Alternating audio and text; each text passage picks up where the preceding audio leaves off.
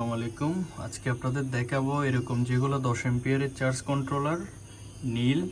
তো এই 10 ampere charge কন্ট্রোলারকে কিভাবে 20 এম্পিয়ার চার্জ কন্ট্রোলারে রূপান্তর করবেন, মানে 20 এম্পিয়ার সোলারের লোড নিতে পারবে। তো এরকম করার জন্য আপনি কি করবেন, তো আজকের ভিডিওতে আমি সেটাই দেখাবো। তো সম্পূর্ণ ভিডিওটি মনোযোগ দিয়ে শুনুন, তাহলে আপনি বুঝতে পারবেন। প্রথমে যেটা করবেন, আপনারা এটা সুন্দর করে কুলে নেবেন, যাতে কোথাও কোনো ক্ষতি না হয়। সুন্দর করে কুলে এর পরবর্তীতে দেখতে পারবেন 3টা মসফেট। এই 3টা আমি এখানে স্ক্রিনে ছবি দিয়ে দেওয়ার ট্রাই করবো এক পাশে, তাহলে আপনারা দেখে নিয়েন বিষয়টা।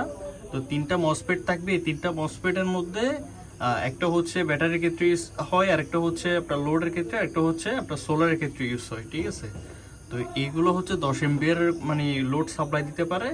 এখন এটাকে 20 এম্পিয়ার করার জন্য আপনারা যেটা করবেন, এখানে আরো দুইটা গ্যাপ থাকবে। একটা সোলারের জন্য, একটা ব্যাটারির জন্য, মানে সোলার থেকে পাওয়ারটা নিয়ে ব্যাটারিতে ইনপুট দিতে পারে মতো।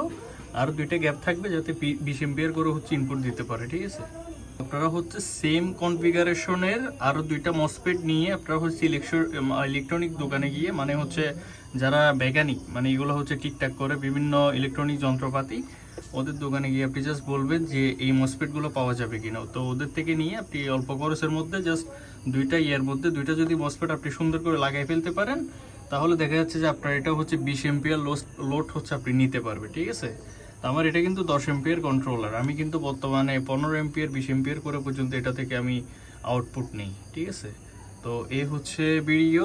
তো বিষয়টি যদি না বুঝে থাকেন, অবশ্যই আমাকে কমেন্টে জানাবেন। আর যদি বেশি সমস্যা হয়, তাহলে আমাকে ইনবক্সে নক করবেন, আমি ইনশাল্লাহ রিপ্লাই করার ট্রাই করব। তো আজকের ভিডিও এতটুকুই। ভিডিওটি কেমন হলো অবশ্যই কমেন্ট করে জানাবেন। তো এরকম নিত্য নতুন ইন্টারেস্টিং ভিডিও পেতে আমার পেজটি ফলো করে পাশেই থাকবেন।